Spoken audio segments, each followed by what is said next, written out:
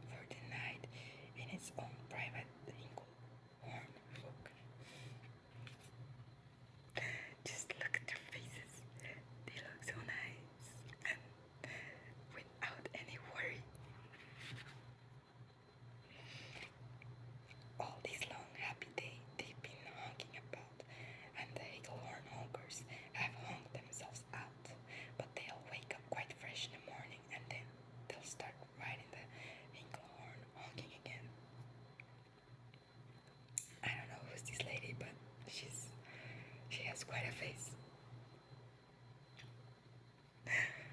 Anyway, everywhere creatures are falling asleep. The collapsible thing just collapse in a heap, and by adding the thing to the others before, I'm able to give you the who's asleep score. Right now, 40,404 creatures are happily deeply in slumber. I think you'll agree that's a whooping fine number. Counting up sleepers, just how do we do it? Really quite simple. There's nothing much to it. We find out how many, we learn the amount by an audio tally-o count. On a mountain halfway between Reno and Rome, we have a machine in a plexiglass dome which listens and looks into everyone's home. That's creepy. And whenever it sees a new slipper go flop, it jiggles and lets a new pickleball drop. Our chap counts these bells as they plop in a cup, and that's how we know who is down and who's up. Okay, that's how they count the people who are asleep. Anyway, do you talk in your sleep? It's a wonderful sport. I think too, it's a wonderful sport. And I have some news of this sport to report.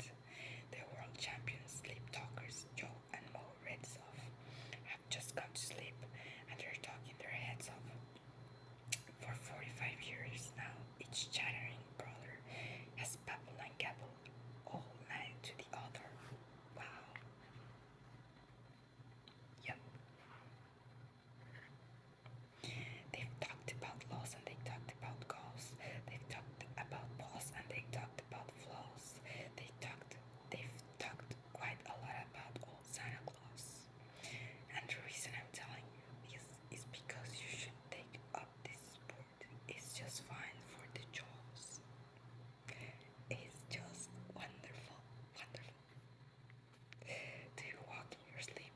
I just had a report of some interesting news of this popular sport. Near Finnegan Fen, there's a sleepwalking group which not only walks but it walks a loop. Every night they go miles. Why they walk to such length? They have to